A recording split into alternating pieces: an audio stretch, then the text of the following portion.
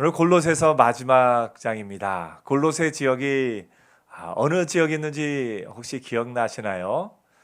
오늘날에 라오디게아 교회와도 가깝고 에베소 교회와도 그렇게 멀지 않은 소아시아 교회 그 지역 중에 하나였으며, 또 그 가운데 온천이 유명한 그 라오디게아, 오늘날 휴양지 파무칼레로 유명하죠. 그곳에서 그렇게 멀지 않은 곳이었습니다. 이곳은 이 바울에게서, 또 바울이 에베소에 있을 때 그곳에서 함께 동역하던 사람들이 이곳으로 와서 복음을 전하고 교회를 세운 것으로 알려져 있습니다. 이 이방인의 지역에서 예수를 믿는 자들에게 바울이 편지를 하면서 그리스도 안에서 어떻게 살아야 할 것을 많이 이야기하고 있습니다. 그래서 삶의 할례파나 또 여러 가지 이단들이나 다양한 사상들이 공격하고 믿음의 뿌리를 흔들어 놓으려고 할 때 가장 핵심이 되는 것은 뭐냐면 그리스도 안에서, 그리고 이 마지막 부분에 그리스도께 하듯, 이렇게 우리가 그 핵심을 말할 수 있습니다. 이것이 바울이 얘기한 오늘 본문에도 말하는 그리스도의 비밀 가운데 한 부분이기도 합니다. 모든 관계의 핵심은 어떻게 하면 모든 관계 속에서 천국을 누리며 살 수 있는가? 바울이 그 얘기를 부모와 자녀, 또 남편과 아내, 또 상전들과 종들, 모든 관계를 이야기하면서 어떻게 하면 그 가운데서 천국을 누리며 살 수 있는가? 오늘 골로새서를 통해서 뭐라고 가르쳐 주냐면, 무슨 일을 하든지 마음을 다하여 주께 하듯 하고 사람에게 하듯 하지 말라. 지난 시간에도 이 부분을 조금 더 살펴보았지만, 여러분, 그리스도께 하듯, 예수께 하듯 모든 사람을 대하는 은혜가 있기를 축복합니다. 그래서 우리가 예수께 하듯 우리의 마음을 다하여 그리스도를 대하듯 한 사람 한 사람을 대할 때 그 모든 사람과의 관계 속에서 천국을 누리고 그 은혜를 누리고 살아갈 수 있는 겁니다. 여러분, 사실은 우리는 어떻게 사람들을 대하냐면 내가 우위에 있다라는 생각으로 사람을 대합니다. 그러니까 저 사람을 내 뜻대로 움직이겠다 하는 생각으로 사람들을 기본적으로 대합니다. 부모와 자녀 관계를 생각해 보십시오. 부모님은 자녀를 부모님이 원하는 대로 움직이기를 원해서 자녀들을 대합니다. 그래서 때로는 야단치기도 하고, 때로는 회유하기도 하고, 때로는 이렇게 달래기도 하면서 부모는 자녀를 대합니다. 자녀는 부모를 어떻게 대할까요? 자녀도 역시 마찬가지로 내 마음대로 엄마가, 내 마음대로 아빠가 이렇게 움직였으면 좋겠다 하고 내 마음을 기준으로 사람을 봅니다. 남편과 아내 사이는 어떨까요? 남편이 자기 마음대로 아내가 움직이기를 바랄까요? 아내의 마음대로 자기가 움직이기를 바랄까요? 사람의 본성은요, 내 마음을 기준으로 내 아내가 움직이기를 바라고 내 마음을 기준으로 내 남편이 움직이기를 바랍니다. 그래서 사람들은 저마다 나를 중심으로, 학교에 가면 학생들은 나 중심으로 선생님이 움직이기 바랍니다. 그래서 학생들은 선생님이 숙제도 조금 내주시기를 원하고, 숙제가 검사할 때가 돼도 검사를 때로는 건너뛰어 주기를 바라기도 하고, 내 중심으로 선생님들이 내 생각대로 선생님들이 움직여 주기를 바라는 것, 그것이 학생들의 마음인 것을 봅니다. 반면에 선생님들은 어떤 마음이에요? 선생님들의 그 마음대로 학생들이 움직여 주기를 바라는 거예요. 이것은 모든 관계 속에서, 그것은 직장에서 상사와 또 그 부하 직원 간의 관계도 그렇고, 오늘 본문에 나오는 이 주인과 또 이 상전과 종의 관계도 그렇고, 모든 사람은 자기를 기준으로 다른 사람이, 그 사람이 낮은 지위에 있는 사람이건 나보다 높은 지위에 있는 사람이건 그 사람이 내 가족이건 또 어떤 사람이건 간에 내 마음대로 그 사람이 움직여주기를 바라는 것, 그것이 사람의 본성입니다. 그런데 바울은 그 관계 속에서 내 마음대로 상대방이 움직여주기를 바랄 것이 아니라 그리스도께 하듯 그를 섬기라. 바울이 또 다른 곳에서는 그렇죠. 뭐라고 했습니까? 너희가 자유잖아. 그 자유함으로 주장하지 말고 피차 섬기라 또 말하기도 합니다. 그리스도께 하듯이, 다시 말해서 부모가 이 자녀를 대할 때 내 마음대로 자녀를 움직이려고 하는 것이 아니라 그를 섬기는 마음으로 그를 사랑하라. 자녀가 부모를 대할 때 부모님이 내 뜻대로 내 마음대로 움직여주기를 바라는 것이 아니라 그리스도께 하듯이 그 부모의 말을 듣는 것, 이것이 바울이 이야기하고 있는 겁니다. 남편과 아내 사이에서도 마찬가지입니다. 남편들이 아내가 내 마음대로 움직이기를 바랄 것이 아니라 그리스도를 섬기듯이 그 아내를 섬길 때 그 관계 가운데 천국을 누리고 그 관계 가운데 하나님이 역사하신다는 겁니다. 아내들도 마찬가지입니다. 그 남편을 내 뜻대로 내 마음대로 좌우하려고 할 것이 아니라 그리스도를 섬기듯이 남편을 섬길 때 하나님께서 그 가운데 평화를 누리게 하시고 천국을 누리게 하시고 그 가운데 하나님의 역사를 이루어 가시는 것을 봅니다. 상전들도 그렇습니다. 내가 높은 지위에 조금 오르고 나면 나보다 낮은 지위에 있는 사람을 어떻게 해서든지 내 마음대로 이렇게 저렇게 움직이고 싶은 것이 사람의 본성입니다. 그런데 그 사람의 본성을 내어버리고 죽게 하듯이 하고 서로 섬기면서 그렇게 나아갈 때 그 가운데 하나님이 주시는 은혜가 넘치는 것을 봅니다. 오늘 여러분, 모든 관계 가운데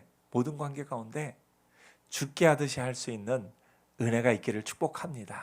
그럴 때 그 가운데 하나님이 역사하셔요.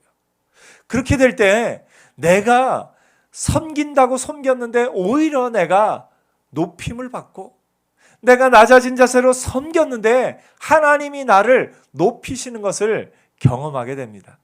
오늘 여러분, 하나님이 여러분을 높여주실 겁니다. 내가 낮아진다고 계속 낮아진 자리에 있는 것 아닙니다. 내가 낮아진 자리에 있을 때 하나님이 높여주시는 은혜가 있는 겁니다. 그래서 그 하나님이 높여주실 때 우리 가운데 놀라운 하나님의 역사심이 있는 것을 보게 됩니다. 오늘 여러분, 하나님이 높여주실 거예요. 그래서 낮아질까 두려워하지 말고 그리스도께 하듯이 모든 사람을 섬기는 자로 사는 은혜가 있기를 축복합니다. 바울은요, 이 모든 관계는요, 바꿀 수 없다, 바꾸어야 된다라는 생각보다는 그 안에서 할 수 있는 것을 얘기하는 거예요. 부모와 자녀 관계는요, 바꿀 수가 없습니다. 부모가 자녀를 가르치지 자녀가 부모를 가르칠 수가 없습니다. 어떤 자녀들 가운데는 나는 부모를 가르치고 말 거야. 우리 엄마, 우리 아빠는 이게 잘못됐어 하고서 그 엄마 아빠를 막 가르치려고 하는 자녀들이 있어요. 이것은 하나님 앞에서 옳지 않습니다. 남편과 아내의 관계도 그렇고 오늘 바울이 얘기한 종들과 상전의 관계도 마찬가지입니다. 특별히 바울이 이 편지를 쓰면서 아까 우리 읽은 본문의 뒷부분에 오네시모 얘기가 나옵니다. 오네시모는 사실은 빌레몬이라는 사람의 종이었어요. 그런데 도망쳐서 이 빌레몬에게서 도망쳐서 로마까지 간 겁니다. 그랬다가 그곳에서 바울을 만나 예수를 믿고 이제 바울을 통해서 다시 빌레몬에게로 돌아가게 됩니다.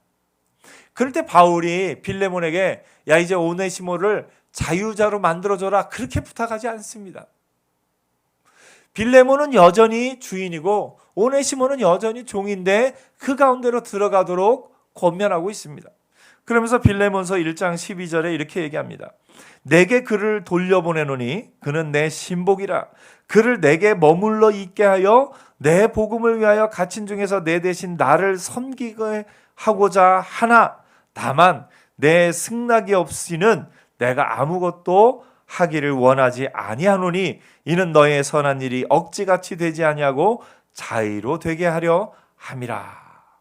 바울이 여기서 중요하게 여긴 것은 이 빌레몬이 오네시모를 억지로 자유자로 만들어라라고 권면하는 것이 아니라 종으로 있건 자유로 있건 그 가운데서 그리스도의 일을 성취하며 살아라, 이것을 말씀하고 있는 겁니다.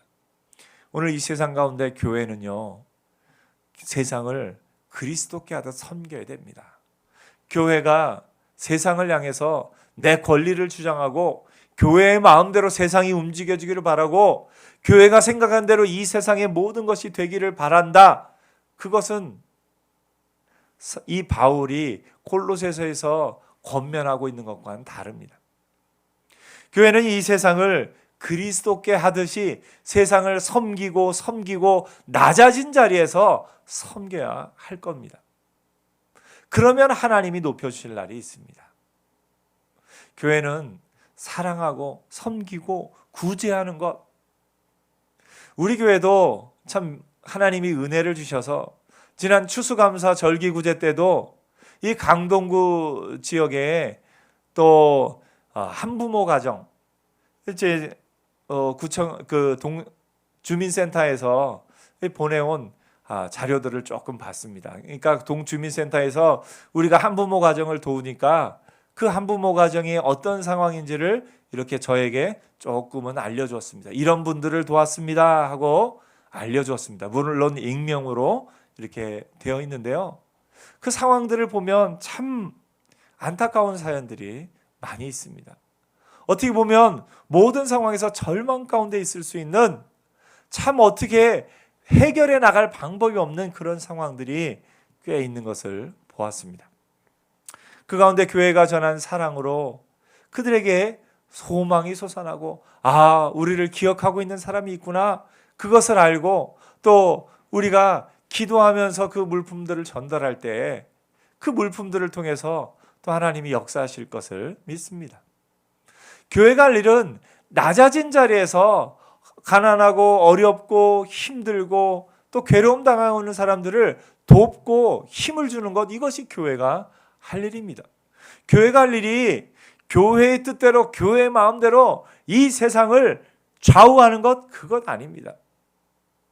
때로 핍박을 받고 때로는 고난을 받을지라도 여전히 낮은 자리에서 섬기고 우리가 하나님 앞에서 받은 사명대로 해야 할 일을 할 때에 하나님이 결국은 교회를 견고케 하시고 결국은 교회를 통해서 하나님의 역사를 이루실 줄 믿습니다. 오늘도 우리 또 서울광염교회에서 합력해서 같이 구제하자 해서 우리에게 구제 프로젝트를 맡겨주셨어요. 그래서 동주민센터와 계속 연락하면서 어떻게 하는 것이 좋을까요? 다문화 가정을 함께 도울까요? 지난번에 한번 도왔으니까 지난번에도 다문화 가정에게 한 100만 원 정도 우리가 교회가 또 도왔었거든요. 그러니까 이번에는 독거노인들, 혼자 사시는 어르신들을 좀 도웁시다.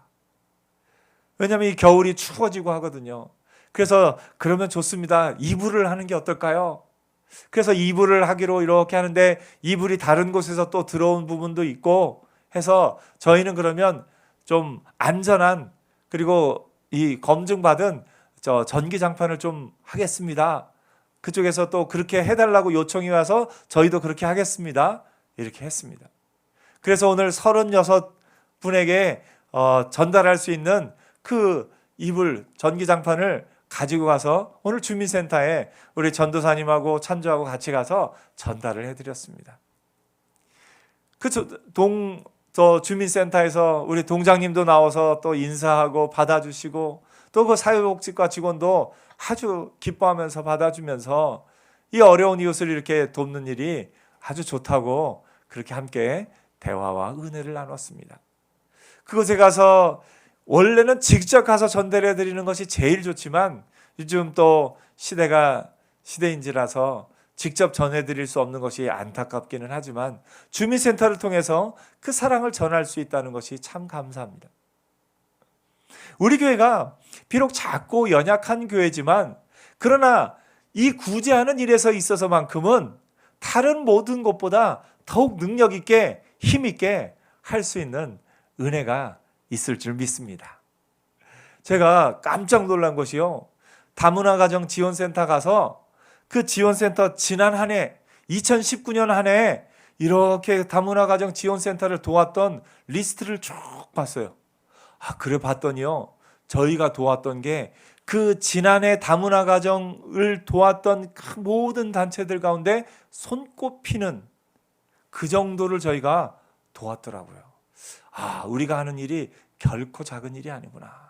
꼭 필요한 곳에 이 사랑들이 잘 전달될 수 있구나. 그런 마음을 가졌습니다. 교회가 있을 곳은 섬김의 자리입니다. 여러분 한 사람 한 사람이 있을 곳은 섬김의 자리입니다.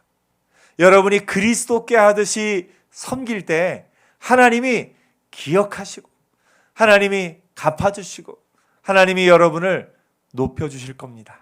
그래서 여러분 낮아짐의 자리에 있을 때 이러다 내가 평생 이렇게 섬기기만 해야 되는 거 아니야? 걱정하지 마세요. 여러분이 기꺼이 섬길 때 하나님이 여러분을 높여주시고 하나님이 여러분을 세워주시고 하나님의 여러분의 이름을 영광스럽게 하실 날이 있을 겁니다. 그 믿음으로 다음 대에 나가는 은혜가 있기를 축복합니다. 바울이 이처럼 모든 관계 속에서 그리스도께 하듯 하라 하면서 그리고 나서 이제 마지막으로 골로새 교회에게 부탁하는 내용이 4장 2절부터 뒤에 쭉 나와 있습니다. 4장 2절에 가장 먼저 기도를 계속하고 기도에 감사함으로 깨어있으라. 기도에 깨어있으라. 누구도 얘기하셨죠? 예수님도 얘기하셨어요. 세 제자를 데리고 겟세마네 동산에 가서 기도하는데 세 제자가 이제 계속 자니까 깨어있으라. 육신이 약하도다. 여러분 어떤 사람이 깨어있는 사람이냐면요. 기도하는 사람이 깨어있는 사람이에요. 우리가 하나님 앞에 기도하는 사람이 깨어있는 사람이에요. 바울이 그걸 얘기하는 겁니다. 기도를 계속하고 기도에 감사함으로 깨어있으라. 여러분 사람이요. 기도가 막히면 사람이 죽습니다. 예. 단어는 물론 다른 단어지만 사람이 살아가기 위해서 숨을 쉴 때 이 기도가 중요한 역할을 하듯이 우리 영혼이 기도가 호흡과도 같아요. 그래서 기도가 끊이지 않아야 깨어 있는 겁니다. 오늘 여러분 누군가 여러분에게 인공호흡을 해줘야 살 수 있다면 누군가 여러분에게 산소 마스크를 씌워줘야 내가 숨을 쉴 수 있다면 안타까운 상황이 아니겠습니까? 숨 쉴 수 있을 때 숨 쉬는 것이 큰 은혜죠. 여러분 여러분에게 기도할 힘이 있을 때 기도의 자리에 머물러 있기를 축복합니다. 기도하는 자가 깨어있는 자입니다. 그 기도의 내용은 뭐냐면 3절에 이렇게 얘기합니다. 또한 우리를 위하여 기도하되. 기도에 깨어있는데 특별히 우리를 위해서 기도할 때 하나님이 전도할 문을 우리에게 열어주사 그리스도의 비밀을 말하게 하시기를 구하라. 다른 모든 것보다 기도할 때 무엇을 위해 기도해야 된다고요? 전도의 문을 열어주시기를. 바울이 복음을 전할 때 그런 문에 대한 이야기를 참 많이 썼어요. 고린도전서 16장 9절에 보니까 내게 광대하고 유효한 문이 열렸으니 이렇게 이야기합니다. 고린도후서 2장 12절에도 내가 그리스도의 복음을 위하여 드로아의 이름의 주 안에서 문이 내게 열렸으되. 바울은 내가 복음을 전할 수 있게 된 것을 문이 열렸다라고 표현을 합니다. 여러분 어느 곳이든요 문이 열리지 않으면 들어갈 수가 없어요. 백화점도 그렇고요, 쇼핑센터도 그렇고요, 마트도 그렇고요, 어떤 건물도 그렇고요. 문이 잠겨 있으면 들어가지를 못합니다. 문이 열려 있어야죠. 우리가 이 땅을 위해서 기도할 때 참 우리나라의 상황을 위해서 기도하면서 상황이 안정되고 모두가 일상을 살아갈 수 있기를 기도하면서 또한 기도해야 될 것은 하나님 복음의 문이 닫히지 않게 하옵소서. 하나님 복음의 문이 열리게 하옵소서. 우리가 이 시대 가운데 너무너무 안타까운 것은 복음의 문이 자꾸 닫히고 있다는 거예요. 사람들의 마음이 복음을 향하여 교회를 향해서 마음 문이 닫히는 것은 너무너무 안타까운 일입니다. 그래서 우리가 기도해야 될 일은 주여 복음의 문을 열어주옵소서. 예수를 안 믿는 사람들은 누구를 보고 하나님을 압니까? 예수 안 믿는 사람이 갑자기 와서 나 오늘 성경 주세요. 나 성경을 읽어보겠습니다. 그런 사람들도 있지만 거의 없습니다. 예수 안 믿는 사람들이 어떻게 하나님을 아느냐? 예수 믿는 사람들의 삶을 보고 압니다. 저와 여러분의 삶을 보고 교회에 대해서, 하나님에 대해, 예수 그리스도의 복음에 대해 복음의 문이 열리는 거예요. 그래서 우리의 삶은 어떤 삶이 되냐면 문 여는 삶. 내 지금 하는 말 한마디, 내가 지금 하는 행동 하나가 마음의 문을 여는가 봐야 됩니다. 여러분, 여러분의 삶을 돌아보면 어떻습니까? 여러분의 행동 하나가 주변 사람의 마음의 문을 열게 만듭니까? 여러분, 가서 아무 말도 안 하고 가만히 있으면 마음 문이 열릴까요? 마음 문을 열기 위해서는 서로 칭찬도 하고 격려도 하고 인사도 하고 밝은 에너지, 그것이 있어야 마음의 문이 열리죠. 제가 미국에서 지낼 때 미국 사람들은 참 그런 문화가 마음의 문을 열게 하는 문화가 있는 것 같습니다. 와서 보면서 신발 멋있다고 어디서 샀냐고 막 얘기하면서 대화를 시작합니다. 제가 산 신발이, 제가 신고 있는 신발이 멋지다고 하니까 저도 기분 좋아서 이거 사실은 어디서 샀어? 하면서 얘기하면서 대화에 마음의 문이 열립니다. 어떤 말 한마디는 마음의 문을 여는 말이고 어떤 말 한마디는 마음의 문을 닫는 말 한마디가 있습니다. 특별히 신앙의 안에 있는 우리 그리스도인들의 사명은 뭐냐면 마음의 문을 여는 것이 사명입니다. 여러분의 행동, 여러분의 말, 여러분의 삶의 모습들이 예수 믿지 않는 사람들에게 이 교회에 대해서 마음 문을 여느냐, 마음 문을 닫느냐, 그것이 우리 삶에 달려있는 겁니다. 그래서 기도할 때 하나님, 한국교회가 예수 믿지 않는 많은 사람들의 마음 문을 여는 교회 되게 하여 주옵소서. 사람들이 무엇으로 마음을 여는 줄 아세요? 어려운 사람 돕는 거, 오늘 우리가 하고 온 그 일, 교회가 한 일은 성도 여러분들이 한 일이죠. 교회가 한 일은 또 교회에 함께한 여러분들이 한 일이에요.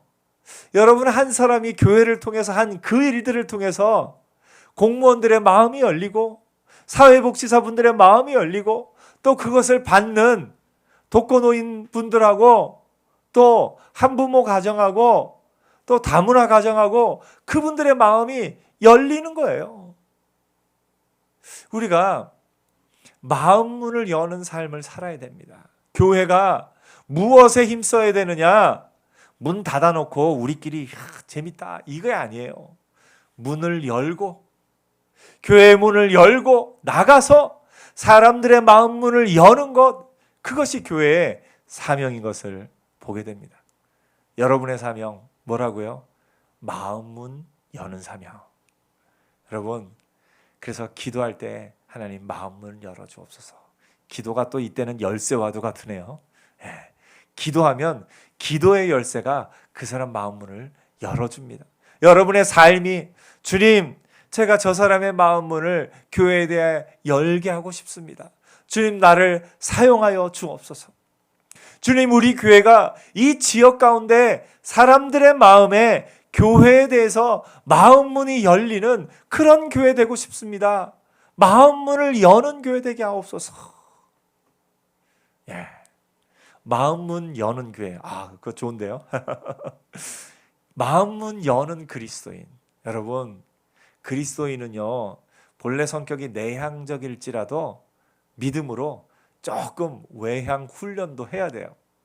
내가 내 스스로의 성격은 조용하고 혼자 있고 싶고 아무하고도 얘기하고 싶지 않은 성격이지만 내가 복음을 위해서 사람들의 마음 문을 열기 위해서 내가 이것을 하겠습니다. 주님, 제게 그 능력을 더하여 주옵소서. 내가 어떤 일을 할 때 잘하고 싶은 마음이 들 때, 하나님, 학생으로서 내가 공부를 잘 하려고 할 때는 어떤 기도를 해야 되냐면, 하나님, 제가 이 공부를 잘하는 것을 통해서 제 친구들이 교회에 대해서, 예수 믿는 사람에 대해서 마음 문을 열게 하옵소서.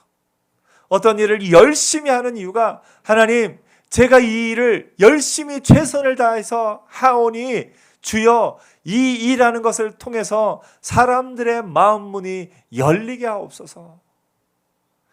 그래서 그리스도인들은 어떤 사람이요? 마음 문을 여는 사람. 한번 해보세요. 나의 사명은 마음 문을 여는 겁니다. 아멘. 예, 기도로 열고 여러분의 삶으로 엽니다. 바울이 그걸 부탁하는 겁니다. 기도를 계속하고 기도의 감사함으로 깨어있으라. 우리를 위하여 기도하되 하나님이 전도할 문을 열어주시기를 위해서 기도해라. 이렇게 이야기하고 있는 겁니다. 우리가 평생 기도해야 될 제목 가운데 가장 큰 기도 제목은 주여 문을 열어 주옵소서. 우리가 열심히 전도제를 돌릴 때 전도제를 나눠주면서 전도제를 꼽으면서 주여 전도의 문을 열어주옵소서. 이 글을 읽고 이 주보를 받아드는 사람마다 마음 문이 열리게 하옵소서. 우리가 구제 일을 하면서 어려운 이웃들을 도울 때마다 우리가 기도하는 것, 주여 이것을 통해 그들의 마음 문을 열어주옵소서.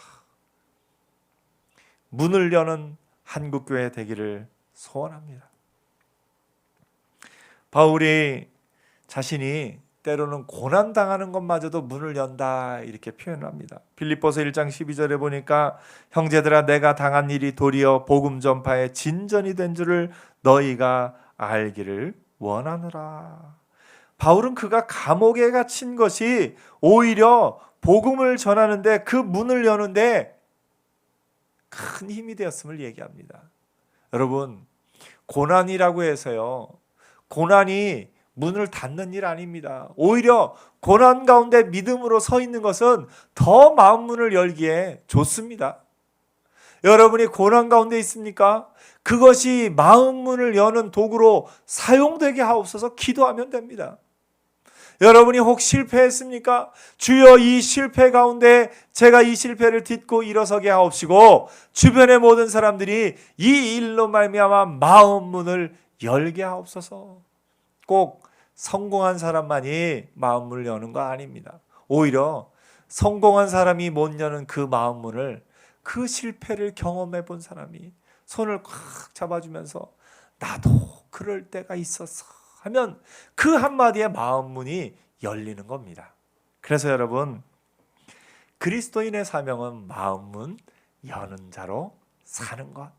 내가 성공할 때도, 내가 실패할 때도, 내가 잘 될 때도, 혹 내가 연약할 때도, 내가 강할 때도, 내가 약할 때도, 내가 어떤 상황에 있든지 나의 상황이 도리어 주변 모든 사람들의 마음 문을 여는 도구가 되게 하옵소서. 그것이 우리의 기도 제목이 되어야 할 줄로 압니다. 바울이 실제로 로마 감옥에 있을 때에, 로마 그곳에 있을 때 사도행전은 이렇게 기록합니다. 바울이 온 이태를 자기 셋집에 머물면서 자기에 오는 사람을 다 영접하고 하나님의 나라를 전파하며 주 예수 그리스도에 관한 모든 것을 담대하게 거침없이 가르치더라. 그가 로마에 있을 때 어떻게 보면 그 집의 구류 상태처럼 집에서 머물러야만 되는 상황이었는데 오히려 그 상황이 복음을 전하는 그런 상황이 된 것을 이야기하고 있습니다. 오늘 여러분, 마음 문을 여는 사람, 여러분 이번 한 주간 살면서 내가 저 사람의 마음 문을 어떻게 열 것인가. 때로는요, 따뜻한 말 한마디로 마음 문 열 수가 있고요, 때로는 그 사람을 위해서 작은 섬김이 그 마음 문을 열 수가 있고요, 때로는 작은 선물 하나, 이제 성탄절이 가까웠는데 작은 선물 하나로 마음 문 열게 하는, 또 여러분이 함께 해주면서 그가 하는 일을 함께 도와주면서 마음 문을 열게 해주는, 그래서 이번 한 주간 주변 모든 사람들의 마음 문을 열게 하고 또 그 마음 문을 그리스도께로 열게 하는 그런 하나님의 사람으로 사는 저와 여러분 되기를 축복합니다. 기도하겠습니다.